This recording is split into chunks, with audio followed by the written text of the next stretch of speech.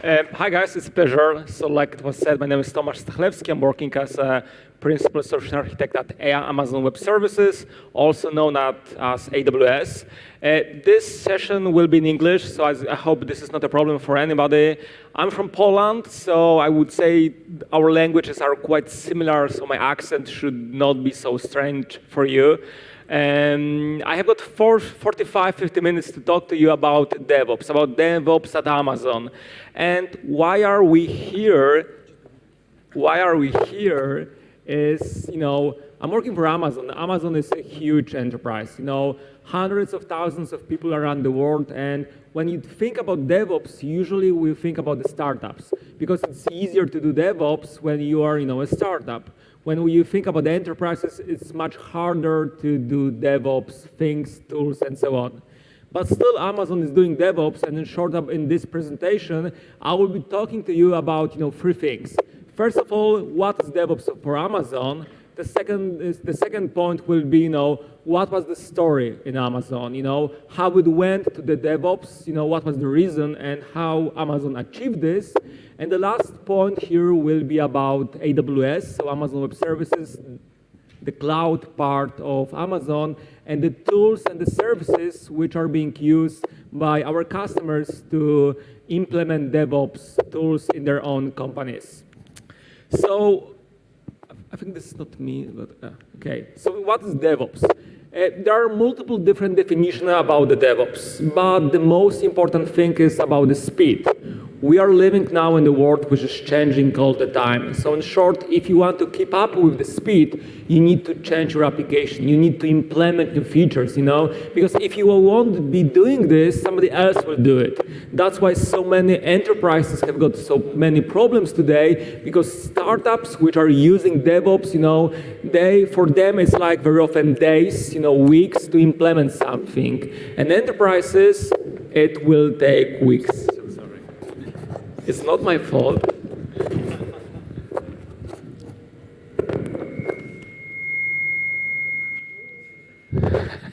Okay, let's hope now it will be better. I'm standing, so it's not like I'm moving. Okay, so guys, why DevOps matters? So it improves software development's lifecycle. Everybody knows this diagram. So we have got the developers which build the code, which code something. They are testing something, and then they are releasing something. They are deploying something. And on the other side, we have got the customers who are using this. And then we are collecting some kind of things, metrics, and based on this, the developers will implement new features. So the DevOps is about making sure that the developers will spend 99% of the time on the left side. They should focus on building application, on implementing new things, and not on testing, not on deploying those things on the production. So if they will focus on the building code, the speed will be just much better. And those are a couple of different metrics from a Puppet survey from 2017. So in short, the companies which are using DevOps, who are doing DevOps, they have got just less failures. So on average, about 5 times less failures. Secondly, it's more than 400 times quicker for them from the commit to the repository to the production. So they are not waiting. The developers are putting something in the repository, and very quickly it's in the production and it's being used by the customers. The third thing, it's about 46 times more deployments by the companies which are doing DevOps. So, if in the past, during the 1 week you were able to do 1 deployment, now you can do 46 deployments. You can test 46 new features, new applications, and so on. So this is the DevOps, about, making everything faster. So what is DevOps? And whenever we are talking about the DevOps, very often we are talking, it's microservices, it's CI/CD, it's something else. But for Amazon, DevOps is much broader concept. In fact, this will be a concept of 3 things. First of all, this will be a cultural philosophy, this will be a practices, and this will be a tool. So if you are working for a company which is, which has got the microservices, yes, you are closer to the DevOps, but you are still not there. Maybe you have got CI/CD pipeline. So again, you are closer to the DevOps, but maybe not necessarily you are still there. So if the combination of those three things, so the culture, the tools, and the practices, this at the end is making everything work faster, better, and this is the DevOps for Amazon at least. So about the DevOps culture, so this is about making it closer for the developers teams, for the operation teams to work closely. So it's not anymore like we have got a team of developers, they are building the code, they are putting something on the repository, and they are saying to the operation team, okay, there's your code, now deploy it on the production. It's not like this. We have got smaller teams, everybody are responsible for everything. So there is a team of maybe 5, 10, maybe 20 people. They are writing the code. They are deploying it on the production. They are testing it. So they have got full responsibility and ownership.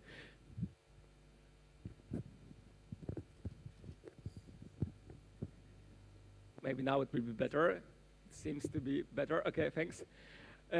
So it's about making smaller teams. So now when they are writing a code, when they are building something, they will want to make sure that they are doing it in a proper way. Because if something will go wrong in the middle of night at 2 or 3 a.m., they are the ones who will be wake up. So secondly, it's about the practices, and this is some things which I already discussed. So this is microservices. Microservice is not equal DevOps, but if you are doing DevOps, probably you are doing microservices. Microservices is not the perfect thing for all the kinds of application, but probably for 95% of the application, yes. So we had monolithic application, and now we are just breaking those into smaller pieces, which we are calling the microservices. This is CI/CD. We have got today and tomorrow a lot of sessions about CI/CD. So when you are putting something in the repository, everything should be automated. There will be tests, there will be some kind of deployment, and then this code is on the production. So everything should be more automated. It's about infrastructure as a code. Not everybody are thinking about this when they are doing a DevOps, but it's not only about the code of the application. If you have got a server, if you have got a load balancer, you have got a database, you should also code this as a template, which you put in the repository, because then it will make everything faster. It's about monitoring, logging. You want to be able to quickly get those information about what the users are doing with your application. Because if you will quickly figure out that people are not using your application as you thought they will be using it, you may adjust. You may implement something else, and you want to do it as quickly as possible. So there are multiple different benefits of the DevOps. And I'm sure you know this. This is I don't see the screen anymore, so at least it's here still. So it's about, the speed is one thing, it will be just faster. It's about making the communication better, because the DevOps teams and the operation team, maybe security team, they're working together. So just the life will be easier. So, and what about the Amazon? So how Amazon is doing the DevOps? So if we would look back at Amazon, 20 years ago, the story was completely different. We had a monolithic application. Why? Because nobody was doing DevOps then. Nobody was doing microservices then. So we had a huge application, which was called Amazon.com, not the smallest e-commerce website, and this was, just one big monolithic application. So whenever somebody wanted to implement a new feature, he was touching, moving everything. So it was just always a risk that, we are implementing something and we will break the whole application. If the Amazon.com is broke, then we are not selling anything, so we are not earning money. So this is not the best thing for customers and for us. So in 2001, Amazon decided it can't be like this anymore, because we can't implement features with the speed as we would like it to be. So in 2001, Amazon decided, let's break the application. Let's break it into smaller pieces, which later now we are calling microservices. In 2005, 2005, nobody was using this term. So, but in short, the application, the Amazon.com, was broke into smaller pieces, and we started using something which we are calling two-pizza team. And what this is, exactly, I will discuss it in a couple of minutes. So this is a diagram of Amazon.com in about 2009. So all of those things are those microservices of Amazon.com. There were hundreds of those. Each function at Amazon.com, there was a microservice which was responsible for this function. So for example, when you were buying something on Amazon and you saw that this product has got 3 out of 5 stars, there was a microservice which was providing information about, how many stars this product has got. Hundreds of microservices with single purpose. So then, we didn't use the term microservices, so we were using, SOA, service-oriented architecture. I would say now nobody's using this term anymore. Microservices is much cool. It's not the same, but let's say 80% the concept is the same. So we have created these hundreds of microservices. Each of them has got its own dedicated API, and we said that, okay, this is the way how we should build Amazon.com and all the new application systems which we'll be building. Another thing which we have created is something which we are calling Amazon two-pizza teams. So in short, we will figure out, okay, so we are doing those microservices, we are doing this DevOps approach, although we didn't use this term yet then. How big should be the team? Is it 5? Is it 10? Is it 20? Is it 50? How big should be the team? And from our perspective, it turned out that the best size of the team, which is responsible for a specific microservice, is about 6 to 8 people. Sometimes it can be 5, maybe it will be 10, 12, but on average, it will be 6, 8. And we're calling this a two-pizza team because, in short, if something will break, and those people will need to stay in the middle of night to fix it, if Amazon will buy them to pizza, it should be enough, and they should survive. So, those are American-sized pizzas. So, at least in Poland, when I'm saying this, people are saying, so teams should have got 2 people, yeah? Because 1 person, 1 pizza. But let's say in USA, they are, eating less maybe, or the pizza is maybe bigger. So, if you would think about Amazon.com, there are different functionalities of Amazon.com as the website. So maybe there is, a checkout. You have got a shopping basket. You have put something there, and now you are clicking, okay, checkout. I want to buy it. So there is a dedicated microservice, and there is a dedicated team which is responsible just for these microservices. And of course, if we are building this, those teams of 6 to 8 people, it can't be just developers, because this team is responsible from A to Z for the whole application. So there will be developers, there will be testers, there will be maybe a security person, there will be a product manager, and so on. But of course, now there is not a tester. A developer is a tester. A tester is a developer, because the whole team is responsible for everything. Again, if something will break out in the middle of night, those are the people who will wake up. So we introduced this concept of those two-pizza teams, so 6, 8 people, and very quickly we said, okay, you can do whatever you want. You can do almost whatever technology which you want. You can organize your life as you want. So very quickly they adopted agile methodology, so Kanban, board, and so on, to make their life easier. So in fact, we started to seeing that those are small startups. So those are small startups which they have got their own product, which is a microservices, which we are then at Amazon.com using to build the whole solution. But all of those were small startups. What is also important, because we have made those small teams on which there were people from different departments, we started breaking those problems of silos. So usually when you are working for enterprises, you have got a team of developers, there's a team of security guys, there's a team of operations, and developers are saying, I would like to put something on the production, but the security guys are saying, I can't. I need to have a database, but the database people are saying, next week. So, it's making a lot of problems, and, we are losing the speed, and the speed is the most important. DevOps is speed.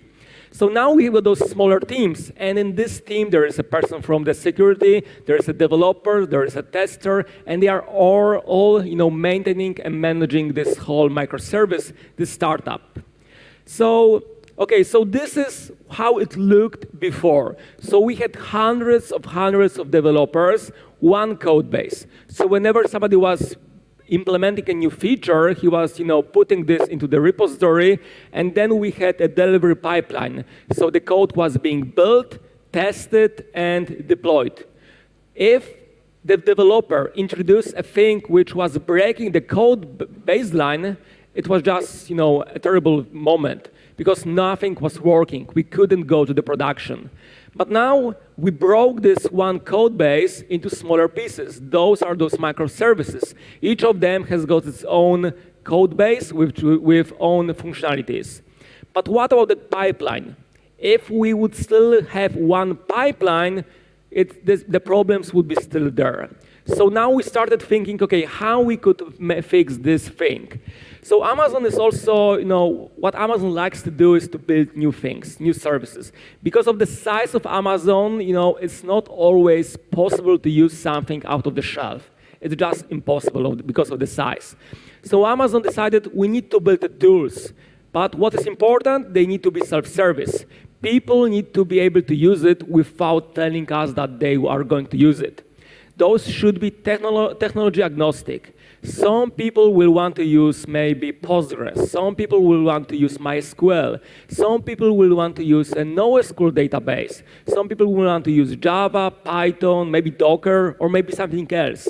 So those are small startups. We should allow them to do this, and we shouldn't make this as a problem. So the tools should be technology agnostic. So one of the internal service which was built was called Apollo. And Apollo was a service, a tool, which was being used to deploy applications, those microservices on the production. So now those teams, those startups didn't need to think about, okay, so we have got the code, I built it, how now I will move it to the production? They don't need to know it. They just provide their code, their zip, the jar, maybe something else, and Apollo was deploying it on the production in a smart way to make sure that there is no downtime, to measure if everything is working fine. If something is not working, let's do rollout. Let's do rollback to not break the application. So what went good and what we have learned, that making those things like Apollo, those services, thanks to which people can start using them, is making everything easier. But also we saw that we still have got problems, and the speed is not as good as we thought it will be. So in 2009, Amazon created a survey, internal survey, to check where is the problem, if we are still can't be as quick as we thought it will be. And it turned out that we have got still problems with waiting, because there's a developer who is writing the code, and then he's just waiting. Then there is a build phase, and we are waiting. A test phase, we are waiting. Deploy phase, and we are waiting. So even though, this waiting, it was about the days. Why? Because the developer was writing the code, he was putting this into the repository, and then he was just, creating maybe some kind of Jira or maybe some kind of other solution ticket saying, okay, it's ready, build it and move it to the next phase. But it was taking just a lot of time. So the next idea was, okay, let's remove this and let's make it faster. So although now it might be, yeah. Okay, now probably it will be better. Okay, so when we are thinking about this now, everybody could think it's obvious. You need a CI/CD pipeline. But if you would think about 2009, it wasn't so obvious, especially for a company of the size of Amazon. So, like I said, Amazon likes to build new things by itself. So one of the things which Amazon built was something which was called a pipeline. And the pipeline, the purpose of pipeline was to make everything faster. So on one end of the pipeline, the developer was just putting his code, and everything then should be automated. There should be tests, there should be build phase, there should be deploy, and it's on the production. So everything should be automated. So now if we would look on this, this pipeline, how it looked in the past, so now we have got hundreds of pipelines. Each of the team has got its own microservice and has got its own pipeline. So if there is a team who wants to do something in the middle of, maybe on a Friday evening, and let's introduce something on the production, you can do it. It's your time, you can do it on production on a Friday evening. If it won't work, you will stay on Saturday. But at least you won't break the whole Amazon, which is probably the most important. So those are the stats from 2014. So, you see thousands of service teams across Amazon. We have got a lot of the teams. Each of them is using microservice strategy. We have got many environments, and we have got CI/CD. So in total, in 2014, it was 50 million deployments a year. So very often now I'm talking with different kinds of enterprises, and I'm asking, so how many deployments do you do?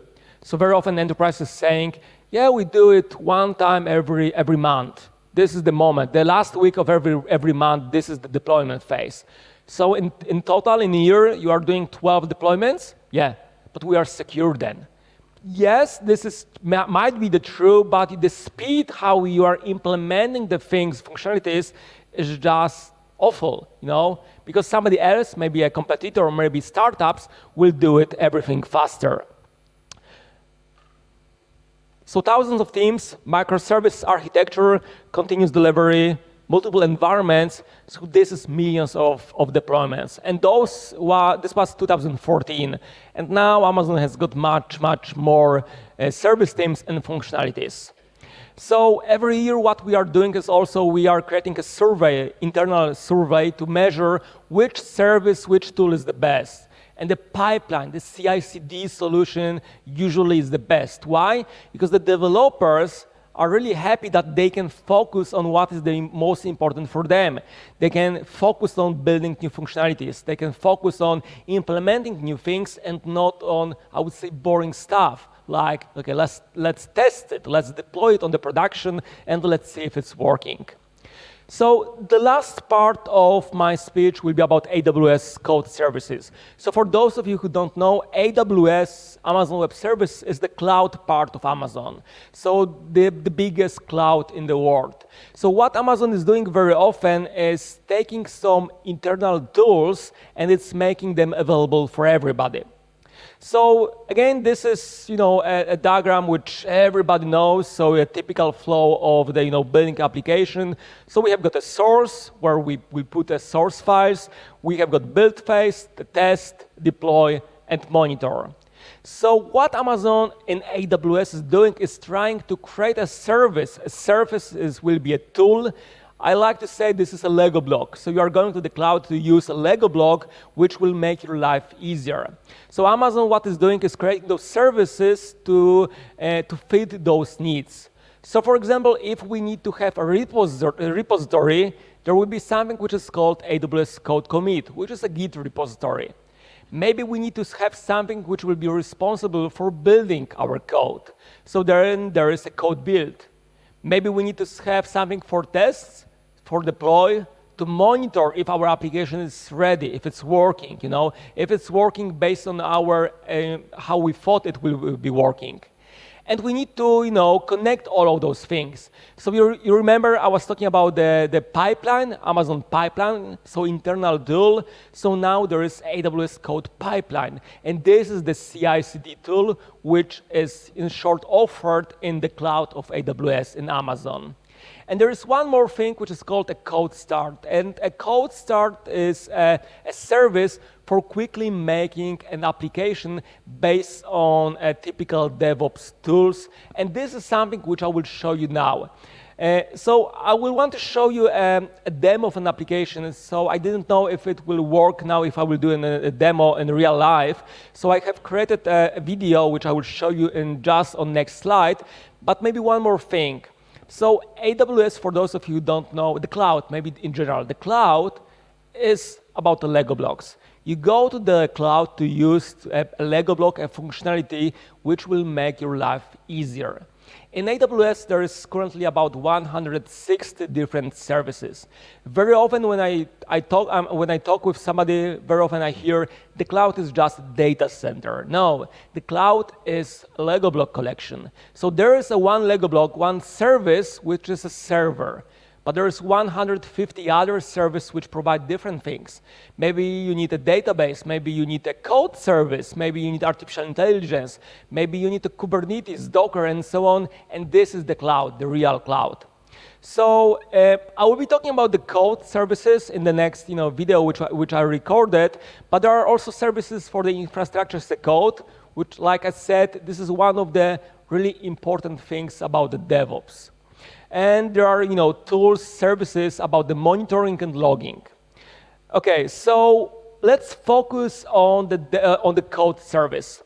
So code pipeline is the thing which will be connecting the whole pipeline. So this is the CI/CD solution.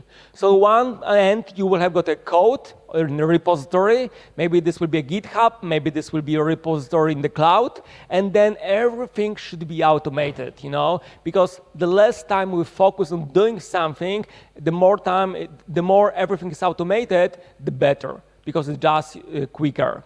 So code commit will be a repository. A Git repository, if you know GitHub, you will know a code commit. So just another place where we can put a code.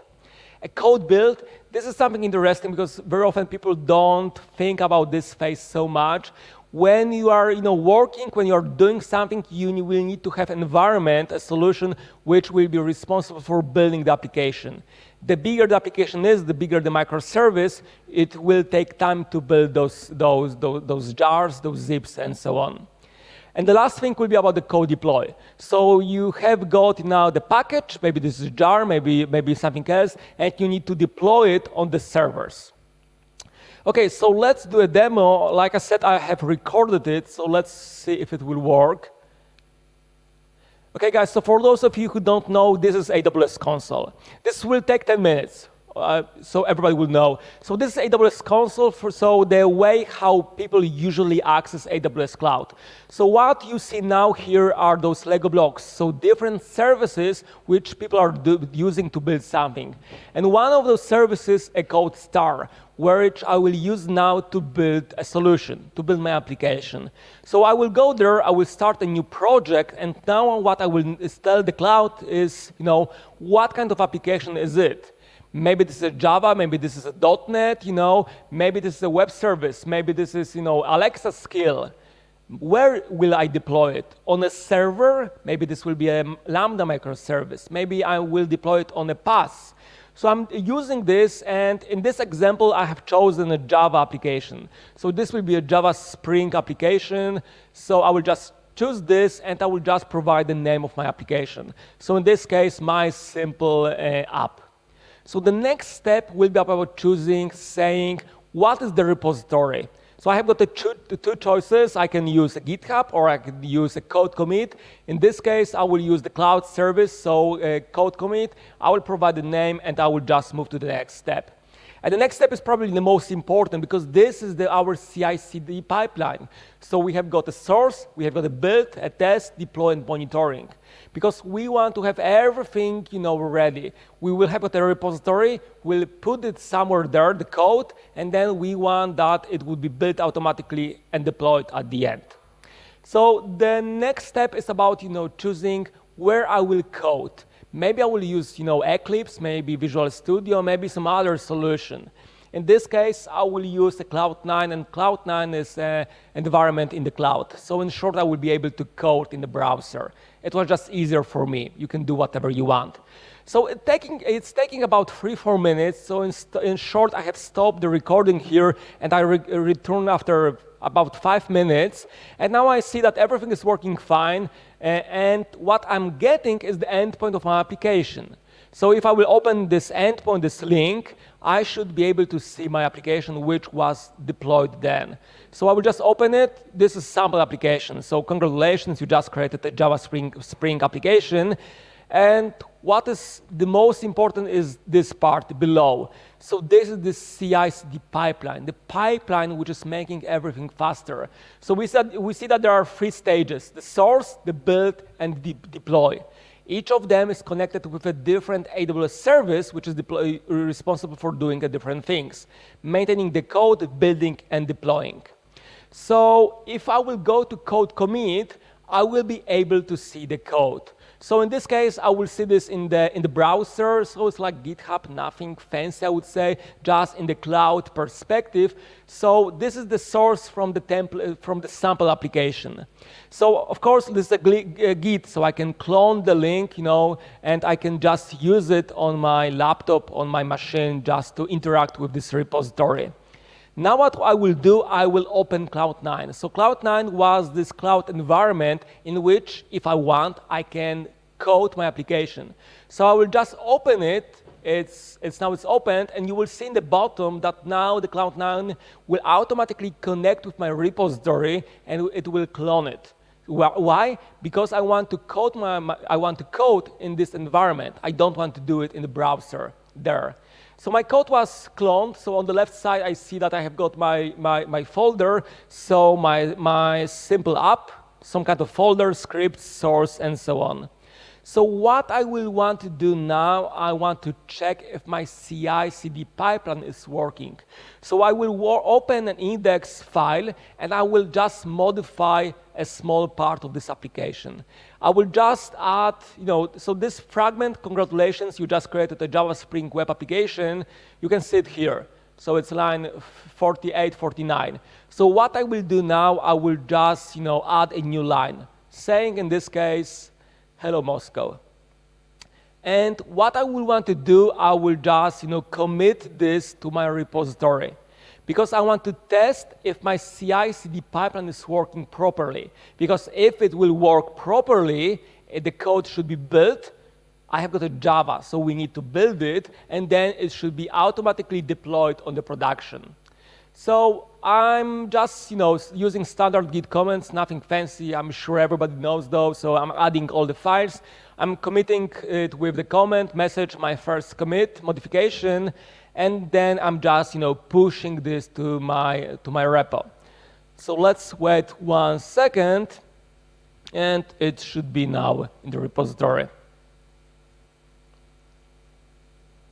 Okay, so let's see in the browser, in the Git code commit, if it's there. So, I have got here information about the commits, so I can see that I have got now 2 commits. The first one, which was created by the code start, so the first one, and the second one, which I have just done using the Cloud9. So the small modification which I have performed, so I have just added, hello to Moscow, hello Moscow, a new line. So, standard Git, functionality.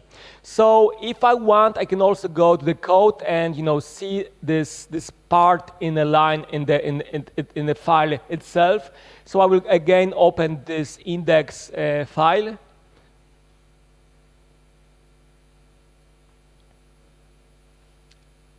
And if everything will work fine, it will. In this case, the file should be there. So again, I see that the code was actually changed. So I have got hello Moscow.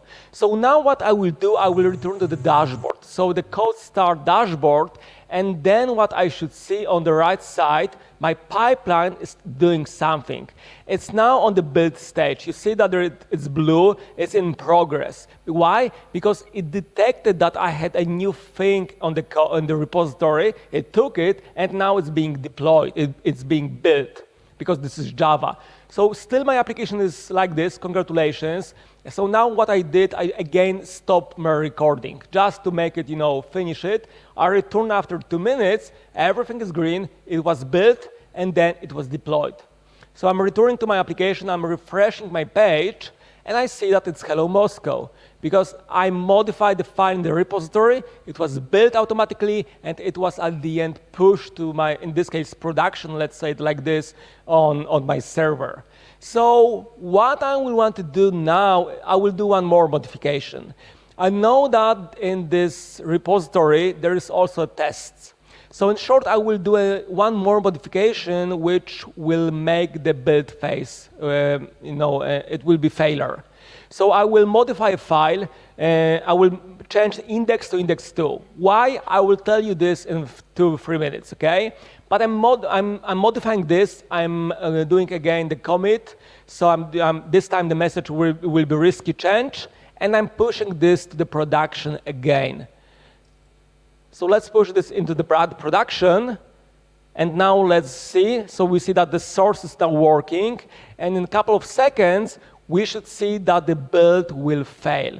So again, I stopped the recording, and now we see that the build failed. Why? And of course, on the application is still the old code. It didn't go to the production. We didn't break the application, even though the code, the modification, was not working properly. If I will go now to the code build, so the service which is responsible for building and testing my application, I will see that there were 3 builds. The first one, the initial one, the second one, so the first modification, and the last one, so this risky change, and it was failed.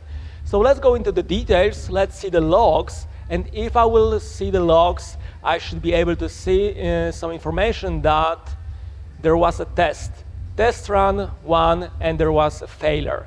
And above I can see that there was a test of the controller, and expected value was index, and it was index 2. So in short, in my application had a test, and I have implemented a modification, and the test just failed. So which in this case was good, because I had tests, we should have tests, but everything should be automated. So now what I will do, I will just change this test in this test case, and I will modify checking if this value is index. I will change this to expect that this will be index 2. So I will just modify this in the code, and again I will just commit this to the repository. And now if everything will go fine, again code pipeline should automatically detect that I have got a new code in my repository. It should build it, it should test it. In this case it will work fine, and at the end it should deploy it on the production. So again, we see that information of the commits which were performed. I see that pipeline is already working, and after 2 minutes, again, everything is green. Application itself will behave the same. I didn't change anything, but my modification was introduced, and it's now on the production. We can also connect it with Jira if we are, tracking some changes using some kind of, tracking solution. We can connect it with Jira, with GitHub. It's up to us. The last thing which I want to show you is the pipeline, because for now I was showing you that it's there, it's working, it's automatically detecting that I have got something new. But this is a separate solution, a separate Lego block, a separate service. So we see that here I have got those 3 stages, so source, build, and deploy. Each of them is connected, in this case, with a different service. But it's up to me to modify this pipeline, the CI/CD pipeline, to make it good for our case. So let's say I could add a new step, maybe manual approval. So I would like to make some kind of approval before I will go to the production.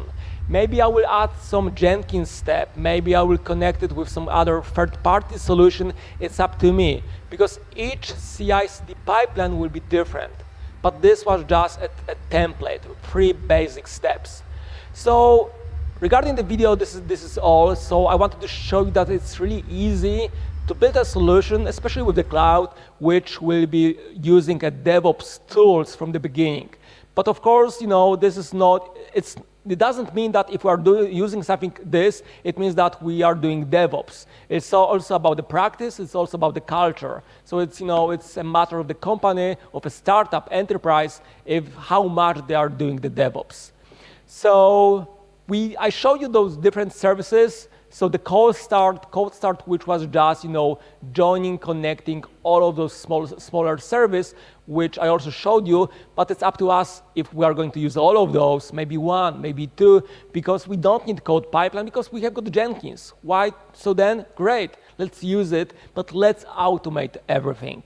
So guys, that's all from my side. I hope that, it was, interesting for you to see what is DevOps for Amazon, what was the story, and how in real life DevOps solution services works in AWS. If anybody will have good questions, because we don't have, or we have got maybe some, we have got still some time. I was quicker than I thought. So thanks, guys.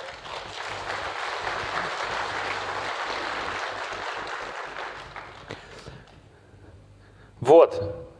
Кому не стыдно говорить по-английски? Смотрите, вот. Yeah, just an English question, okay. На первом. Или по-польски можно тоже. Or in Polish, yeah. I understood this one also. Thank you, Tomasz. You said developers are free from boring things. Yeah. But who writes the tests?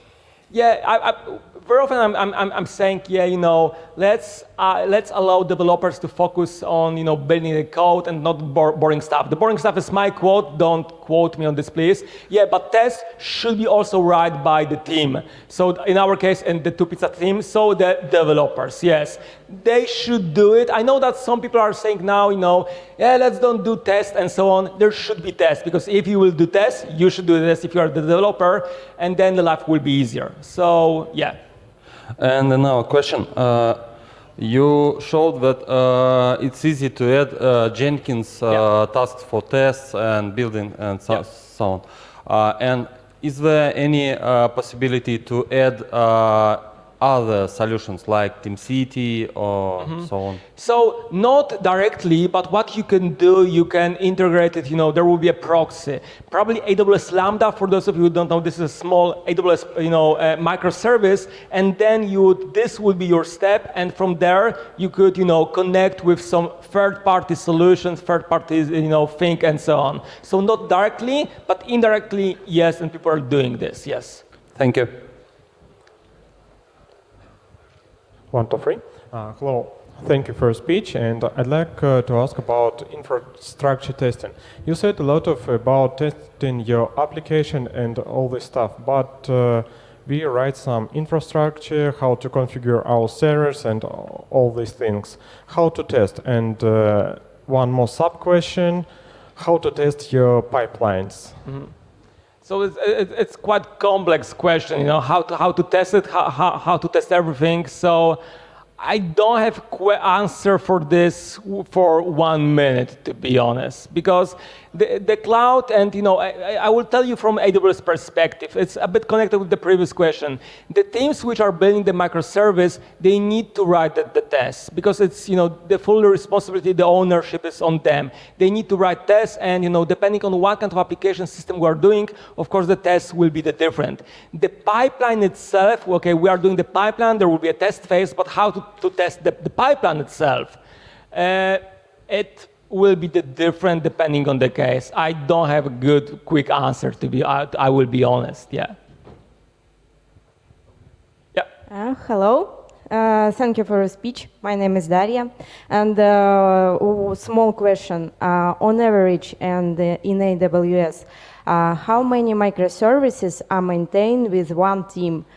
This is a really good question. So, depending. So there are microservices which could be quite big. So then there will be mapping one team, one microservice. But of course, not every microservice is equal to each other. There are so small microservices that we can't have 8 people maintaining this one small thing. So then one team can handle multiple microservices. So everything depends. But when there is a microservice, there will be one team which is responsible for it. So there is one too many mapping. Yeah. Tomasz, thanks a lot for the interesting talk.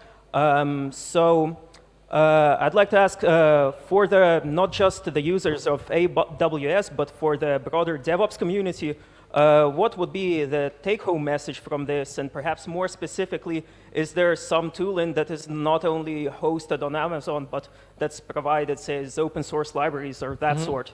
Yeah, guys, so, takeaway, DevOps is about the speed. It's not about the tool. It's not about the microservice. It's about the speed, So the faster you are, the more DevOps you're doing. And of course, what I saw at the end was, code service from AWS, which are hosted on AWS. And very often I'm talking with the companies who are saying, yes, we want to use the cloud, but we're looking for something, which I will be able to take later, to my home, to my own data center, and so on. So then what you can use, there are multiple quick starts which will use third-party solutions. Like, you could find a quick start for Jenkins and so on, and you could use it. And then what AWS will do, it will create servers on which, for example, Jenkins will be automatically installed. And then, it's like on the server. So AWS is like making it easier to run it, to manage it, but it's not a SaaS. It's like, on the server itself, but at least you feel that you have got the freedom, and if something will happen, you can always take this, Jenkins or something else with you to your own data center. And, why not if you think that it's important for you? So, yeah. Yep. Okay. Thanks for your presentation. So I have a question about these pipelines. So is it possible to store this pipeline as a YAML file, for example, or another type of this one? Because this will allow, for example, to create different pipelines for different branches in one repository. This is a really good question. I don't remember. For 80%, yes, because in general, everything in AWS is you can store this as infrastructure as a code in a YAML format. So for 90%, I would say, with the code pipeline, it will be exactly the same, but not for 100% sure. Yeah, and then, exactly the purpose would be, like you said, I can reuse it and to build new stages, new application. Because if we've got, this 100 themes, 100 pipelines, I don't want to do it, everything from the scratch every time. So yeah. Yep. Thanks. Hi, Thomas. Thanks for the talk. So it's not quite clear to me how in the pipeline that you showed, code, build, deploy, how a deploy stage can fail. I mean, if all of your tests are green, it doesn't really mean that it's going to work fine on production. So, and you didn't show when the deploy stage fail. How do you actually make checks?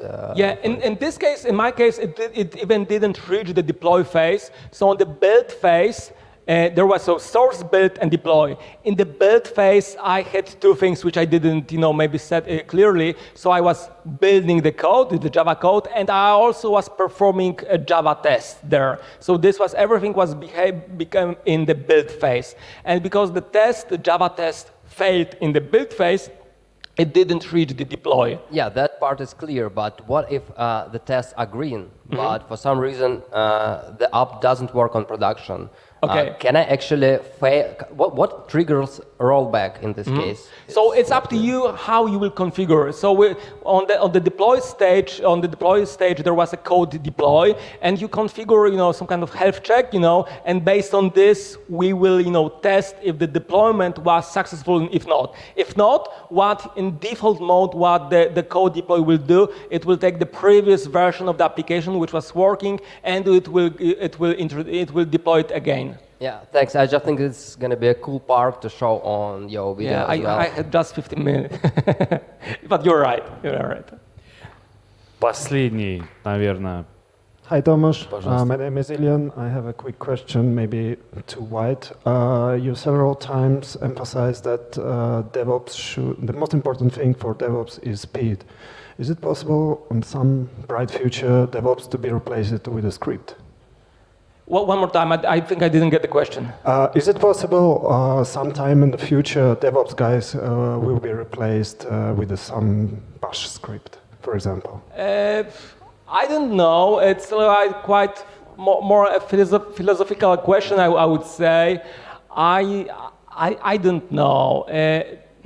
I don't know. And even, if I would need to think what is my opinion about this, and who knows how our world will look in 5 years? If we look at 5 years ago, we didn't know that it will look like this. So I didn't know. Yeah.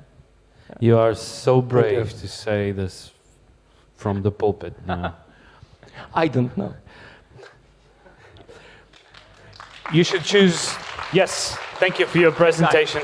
Thanks, guys. So who's getting the book for the best question so far? I think the last question about the bash this is the best question, So because I didn't know the answer. So yeah. So we are passing the knowledge.